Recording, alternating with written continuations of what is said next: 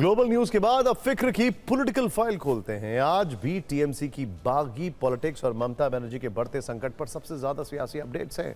आज कोलकाता में ममता बनर्जी के खिलाफ सीआईडी एक्शन में दिखी। जांच एजेंसी की भारी भरकम टीम उनके घर पर पहुंच गई। दूसरी खबर यह है कि जांच पड़ताल के वक्त दिल्ली में मौजूद ममता सोनिया गांधी के साथ मीटिंग कर रही थी। इस मीटिंग में क्या हुआ, इसकी चर्चा होगी। आपको यह भी बताएंगे कि बागी सांसदों को किसने गद्दार कह दिया। कुल मिलाकर देखें तो चुनाव में मिली करारी हार के बाद से ही ममता की मुसीबतों का मीटर बढ़ता जा रहा है। दिल्ली में टीएमसी के बागी सांसदों का मामला ठंडा भी नहीं पड़ा कि 1300 किलोमीटर दूर कोलकाता में ममता बनर्जी के लिए नया संकट खड़ा हो गया है। फर्जी सिग्नेचर केस में सीआईडी ऑफिसर जांच पड़ताल के लिए पूर्व सीएम ममता के 30B हरीश चैटर्जी स्ट्रीट वाले घर पर पहुंच गए, जो पार्टी का ऑफिस भी है। वो भी एक या दो नहीं बल्कि 30 से ज्यादा अधिकारियों की टीम को भेजा गया। हंगामे जैसी स्थिति से निपटने और मदद के लिए केंद्रीय बल के जवान बुलाए गए। उनकी तैनाती में सीआईडी की टीम घर के अंदर तहकीकात करने पहुंची। ममता के घर में करीब 2 घंटे तक सर्च ऑपरेशन चला। हालांकि टीएमसी की कोशिश थी कि जांच टीम को बाहर ही रोका जाए, लेकिन ऐसा हुआ नहीं सका। इसके अलावा सीआईडी ने अभिषेक बैनर्जी के दफ्तर पर छापेमारी की है। टीएमसी के बागी विधायकों का दावा है कि विधायक दल का नेता चुने जाने के मामले में अभिषेक बैनर्जी ने फर्जी सिग्नेचर कराए थे। इस मामले की सीआईडी जांच चल रही है, जिसमें अभिषेक बैनर्जी को 3 नोटिस भेजे जा चुके हैं। हालांकि वो अब तक हाजिर नहीं हुए हैं। ये सब तब हुआ है जब ममता बनर्जी इंडिया ब्लॉक की मीटिंग और नेताओं से मुलाकात के सिलसिले में दिल्ली आई हुई। ममता के घर से निकलने के बाद सीआईडी ने सिर्फ इतना कहा, जिस चीज की तलाश है उसे ढूंढ कर आएंगे।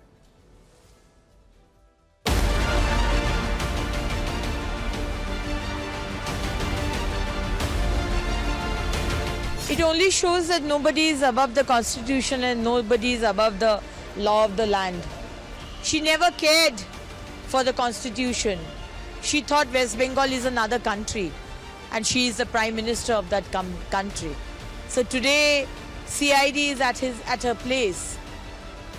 Everybody will be brought to books and be, public will be given justice. ममता दीदी का जो अभी दिल्ली में प्रोग्राम है, ये तो सबका मालूम है। दिल्ली में प्रोग्राम है, ये इंडिया ब्लॉक का मीटिंग है, दूसरा इंपॉर्टेंट मीटिंग्स है। तो ममता बनर्जी जब नहीं है, उनके एब्सेंस में ये क्या हो रहा है? इतना दिन तक ममता बनर्जी थे तो वो लोग नहीं आया। ममता बनर्जी जब दिल्ली में है तब ये ममता बनर्जी के घर में ये से सीआईडी सेंट्रल फोर्स, ये ठीक नहीं है डेमोक्रेसी के लिए। अरे वो दीदी का घर में मत बोलिए कि चोरों का दीदी का घर में गया है सीआईडी। चोरों का रानी को किसने बताया? ताकत रानी किसने बताया था? उसी का घर में सीआईडी गया है, देरी में गया है। वो लोग आए हैं और उन लोग का बॉस शुभेंदु अधिकारी को खुश करने के लिए।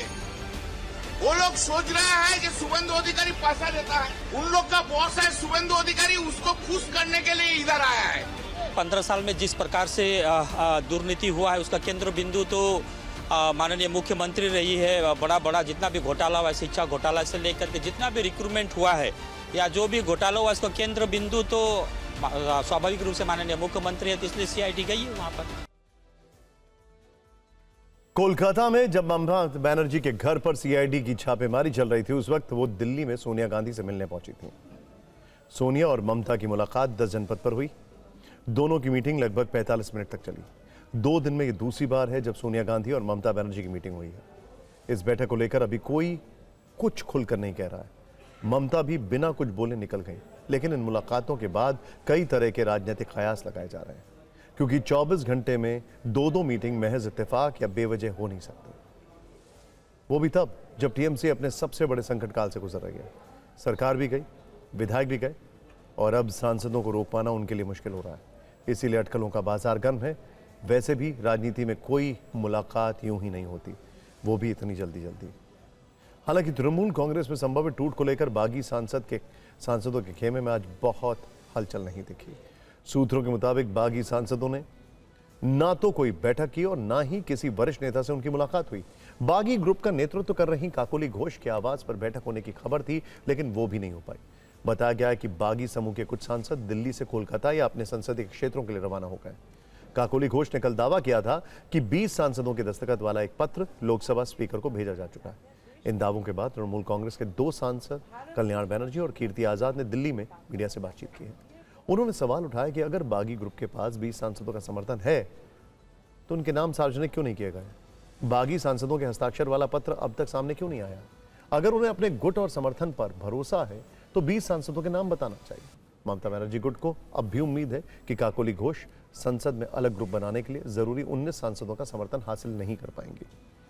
अब सबकी नजरें स्पीकर पर टिकी, जो कि कल दिल्ली लौट रहे हैं। माना जा रहा है कि उनके आने के बाद तस्वीर कुछ हद तक साफ हो सकती है, लेकिन इस मसले पर 2 दिन से बयानों की जबरदस्त फायरिंग चल रही है। ममता ग्रुप ने बागियों की तुलना गद्दार से करते हुए कहा कि अगर उनमें हिम्मत है तो चुनाव लड़कर बीजेपी का दामन थामे। बीजेपी का कहना है कि टीएमसी का यही हाल होना था।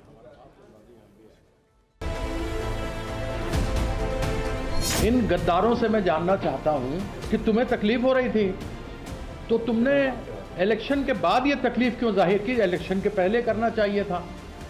और इलेक्शन के बाद अनेकों आरोप लगाए सुखेंदु शेखर ने और रिजाइन कर दिया, लेकिन कम से कम उसने एक पॉलिटिकल एथिक्स दिखाया। तुम्हारे में भी अगर पॉलिटिकल एथिक्स है तो तुम भी रिजाइन कर दो उसकी तरह और आ जाओ बीजेपी के टिकट पर लड़ने के लिए।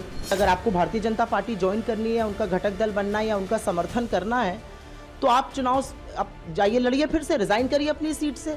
आपका मैंडेट भारतीय जनता पार्टी के खिलाफ था, लेकिन ऐसा क्यों है कि बीजेपी हर जगह विपक्ष की पार्टियों को निगलना चाहती है? ये उनकी पार्टी की आंतरिक समस्या है, लेकिन मैं ये मानता हूं कि जिसकी पार्टी की कोई विचारधारा नहीं होती है और जिस पार्टी का कोई विजन नहीं होता है उसका यही असर होता है।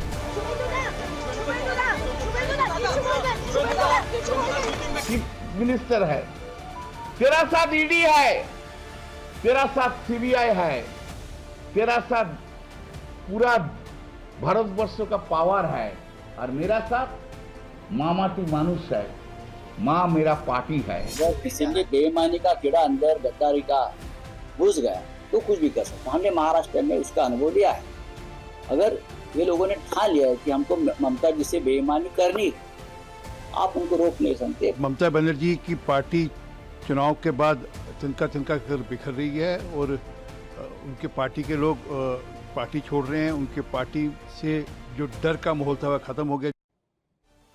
टीएमसी नेताओं पर कार्रवाई का सिलसिला भी जारी है। 1 करोड़ की अवैध वसूली के मामले में पूर्व विधायक और विधान नगर निगम के पूर्व चेयरमैन सब्यसाची दत्ता को गिरफ्तार कर लिया गया। गिरफ्तारी के दौरान उन पर अंडे फेंके गए। पुलिस के मुताबिक एक व्यापारी की शिकायत पर मामला दर्ज किया गया था। विधानसभा चुनाव में सब्यसाची दत्ता 12-7 सीट से हार गए थे। 2019 में वो बीजेपी में शामिल हुए थे, लेकिन फिर उनकी टीएमसी में वापसी हो गई थी। नंदीग्राम में भी पुलिस ने वसूली और धमकी के आरोप में टीएमसी नेता अब्दुल अलीम अलराजी को गिरफ्तार किया है।